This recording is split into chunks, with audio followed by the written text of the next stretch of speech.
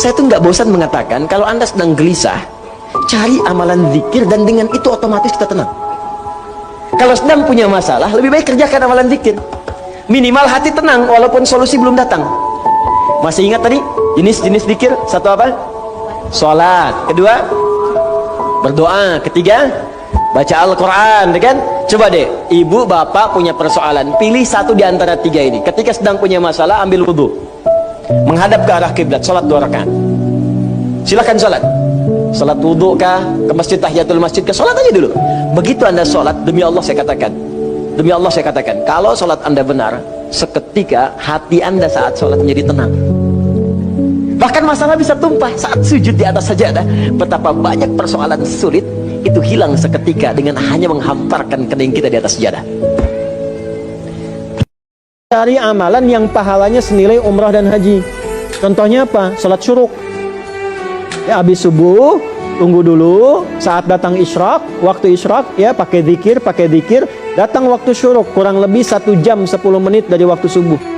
Misalnya subuh sekarang jam berapa? 4.37, 4.40, 4.45, ya nggak apa-apa lah ya, terjadi perbedaan pendapat karena daerahnya beda-beda.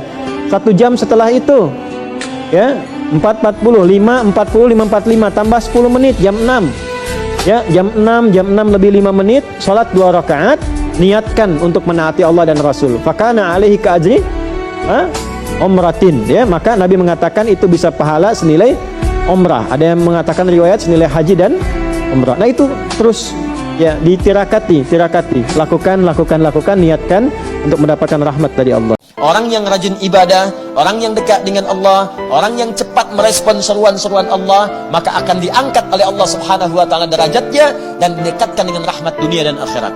Rahmat dunia sifatnya disebut dengan Rahman. Karena itu orang-orang yang ibadahnya khusus, spesial, rajin, cepat dekat dengan Allah, maka Allah akan berikan rahmat-rahmat dunia lebih cepat dibandingkan dengan hamba-hamba biasa. Itu yang dicontohkan kepada Maryam alaihissalam. Maryam punya mihrab, rajin ibadah, melebihi kadar manusia-manusia yang lainnya.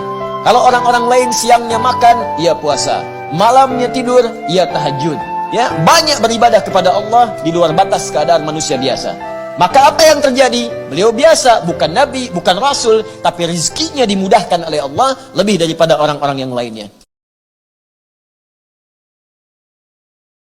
Kau punya utang walaupun sebesar gunung Uhud. Kalau Rasulullah SAW, wahai Mu'ad, aku akan ajarkan kepadamu satu doa yang kalau engkau baca itu, engkau punya utang walaupun sebesar gunung Uhud, Allah akan melapangkannya. Cari Quran surah ketiga Al-Imran ayat 26. Allahumma malikal mulki tu'til mulka man tasha wa tanzi'ul mulka mimman tasha wa tu'izzu man tasha wa tudhillu man tasha biyadikal khair innaka ala kulli syai'in qadir. Kemudian teruskan, rahman ad-dunya wal akhirah wa rahimahuma tu'tihi man tasha wa tamna'u minhum man tasha aghnini bi rahmatika ya Allah, lapangkan aku, kayakan aku ya Allah, berikan aku kecukupan yang melapangkan aku dari urusan-urusanku, bi rahmatika, dengan rahmatmu, dan dengan rahmatmu aku mohon yang bisa melapangkan keadaan hartaku untuk melunasi utang-utangku. Diakhiri dengan Al-Fatihah, kemudian setelah itu tutup dengan salawat.